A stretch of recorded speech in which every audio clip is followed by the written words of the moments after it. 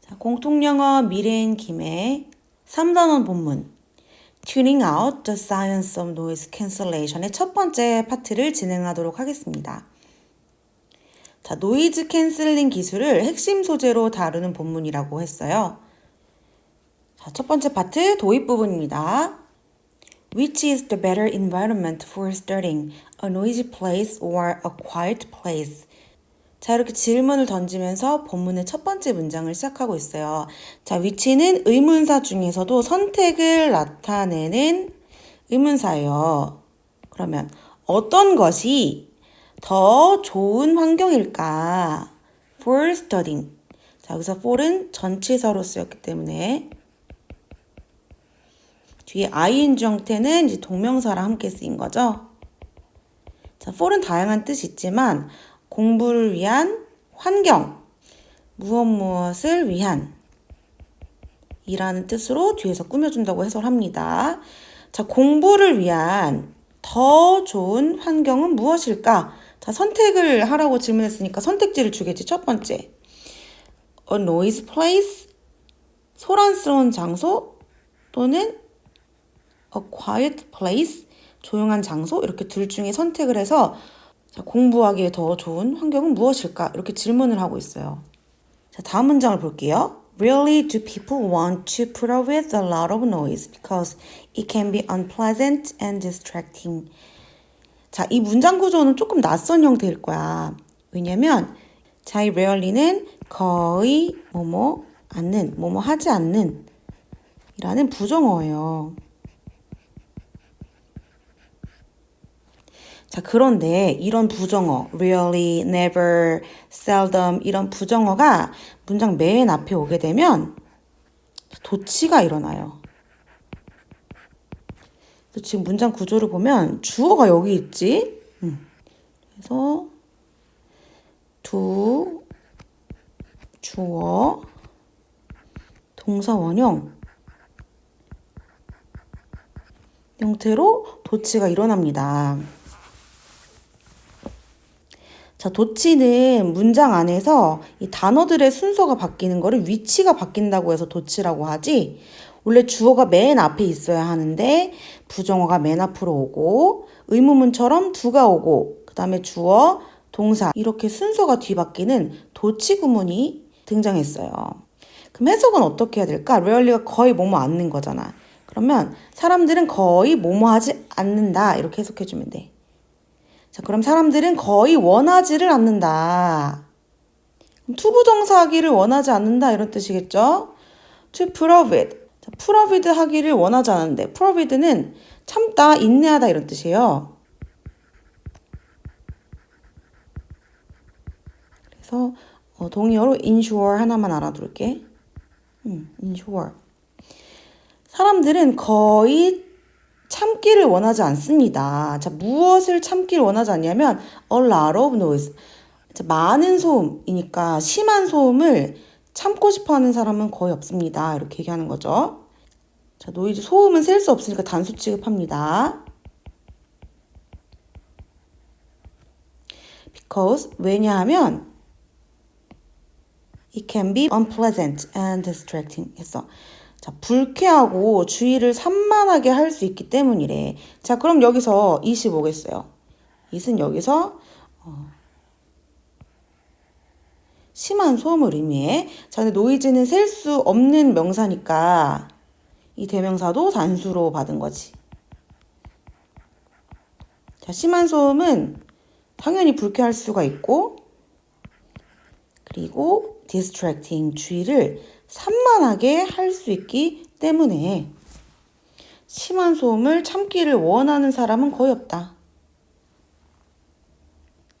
자, 그래서 도치 구문이 조금 생소하겠지만 한 번 더 문법 설명을 해줄 거니까 우선 이 부분은 내용 위주로 먼저 이해를 하세요. 자, 다음 문장. Fortunately, scientists have invented noise cancelling technology, which is now being used across various fields to reduce unwanted noise.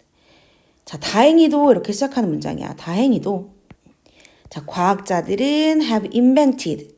해서 동사가 지금 현재 완료 시제로 쓰였어요. 자, 현재 완료 시제는 뭐야?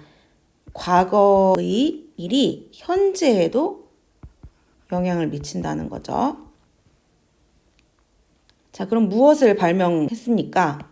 자, 노이즈 캔슬링 기술을 발명을 했어요. 이게 소음 차단 기술을 말하는 거지. 자, 근데 콤마가 찍히고 문장이 끝나지 않았어. 자, 콤마, 위치 네모 쳐보세요.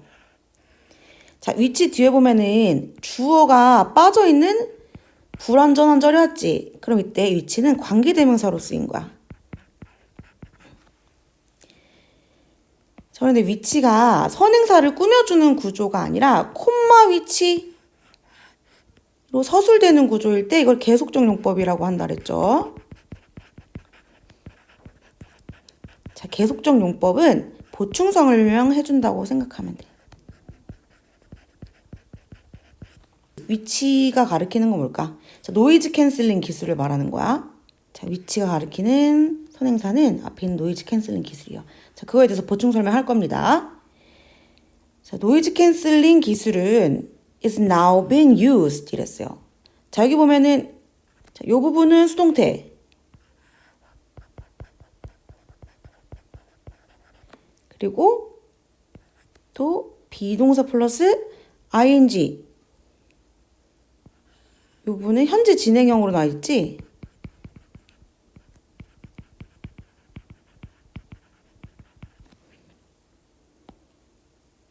그래서 현재 진행형 수동태입니다. 자, 노이즈 캔슬링 기술은 지금 사용되고 있는 중이에요. 현재 진행형 수동태로 해석을 했어. Across various fields. 자, across는 무엇 가로질러 또는 뭐 전치사로 어디에 걸쳐 범위를 나타내 주는 거지. 그럼 다양한 분야에 걸쳐서 노이즈 캔슬링 기술은 사용이 되고 있는 중입니다. 자, 투부정사 뭐뭐하기 위해서. 그러면 줄이기 위해서요. 줄이기 위해서. 자, 원하지 않는 소음을 줄이기 위해서 다양한 분야에 걸쳐서 노이즈 캔슬링 기술은 사용되고 있는 중이에요. 자, 그럼 What is the scientific principle behind this achievement? 이렇게 질문하고 있네. 자, 무엇이 과학적인 원리일까? behind 전치사로 뭐뭐 뒤에 있는 뭐뭐 이면에 있는 이런 뜻이요.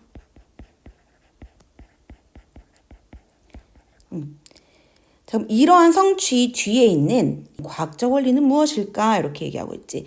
자, achievement라는 명사는 반드시 좀 기억을 해주세요. 자, achieve가 성취하다, 달성하다.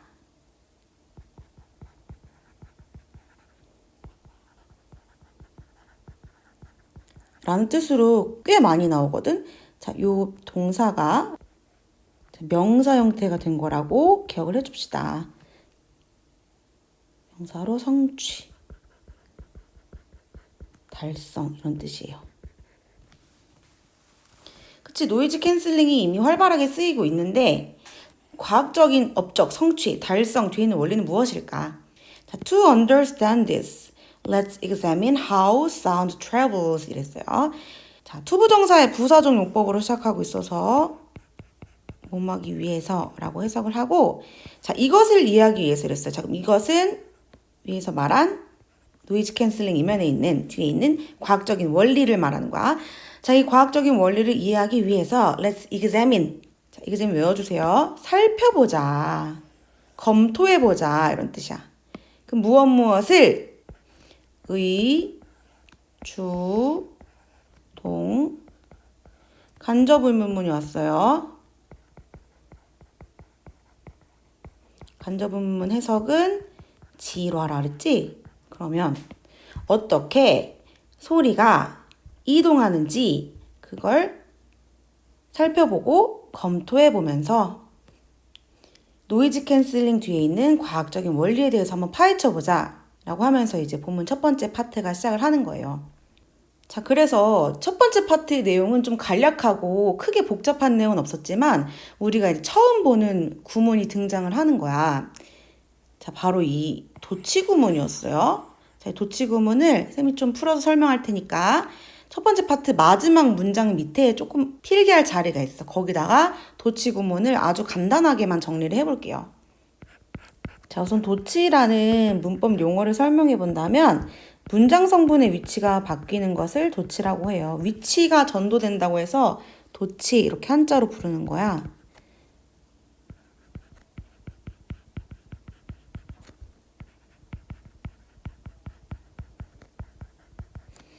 원래는 우리가 뭐 주어, 동사 또는 뭐 주어, 동사, 보어, 주어, 동사, 목적어, 목적격 보어 이렇게 배웠던 문장의 배열들이 바뀌는 걸 말하는 거지. 도치가 일어나는 경우는 몇 가지가 있지만 우리는 본문에서 나온 부정어 또는 부정어 구가 나왔을 때 도치가 일어나는 경우를 살펴볼 거예요. 자, 문장은 비동사로 구성될 때가 있고 일반 동사가 들어간 문장이 있을 수 있고 자, 조동사가 들어가 있는 문장이 있을 수도 있죠. 이때마다 어떻게 도치가 일어나는지 봅시다. 먼저는 부정어구 또는 부정어가 문장 맨 앞에 오면서 도치가 일어난다 그랬어. 부정어 하나일 수도 있고 어구일 수도 있으니까 이렇게 쓸게요.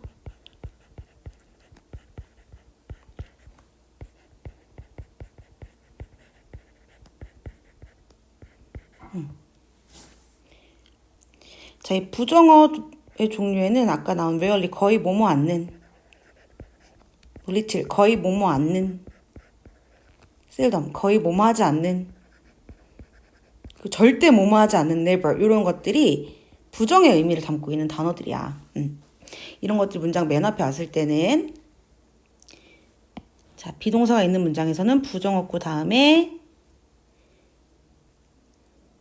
비주 이렇게 돼요. 그러니까 비동사가 앞으로 나온다는 거지. 자, 그리고 일반 동사가 있는 문장은 부정어구 뒤에 do나 does나 did를 쓰고 그 다음에 주어, 동사 이렇게 이어집니다. 자, 근데 이 동사는 원형을 써주는 게 또 중요해요. 동사 원형을 써주는 게 중요하다.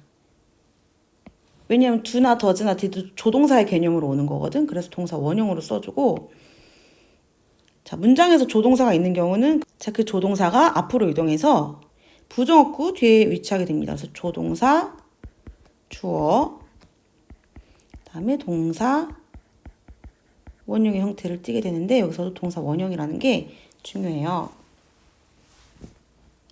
자, 그래서 선생님이 이렇게 세 가지 케이스로 나눠서 부정어구 도치에 대해 설명하고 있는데 이런 문장으로 보면 이제 이해가 빨라질 거야. 첫 번째로 비동사가 들어가 있는 도치 문장의 예문을 한번 써볼게요. Really? Is she angry? 이렇게 한번 써봐. Really?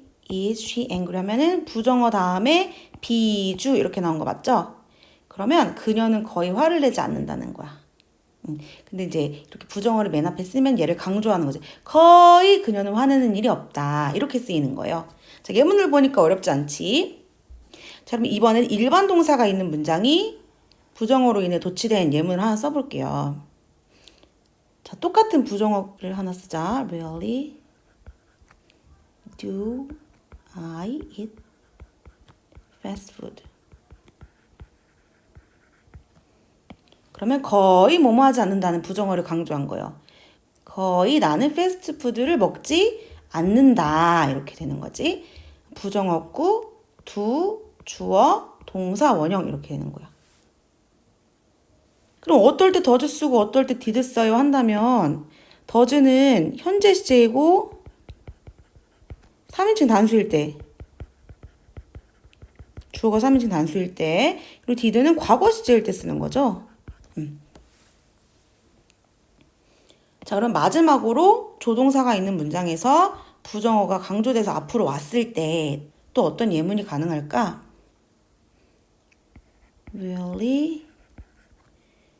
Can I remember names?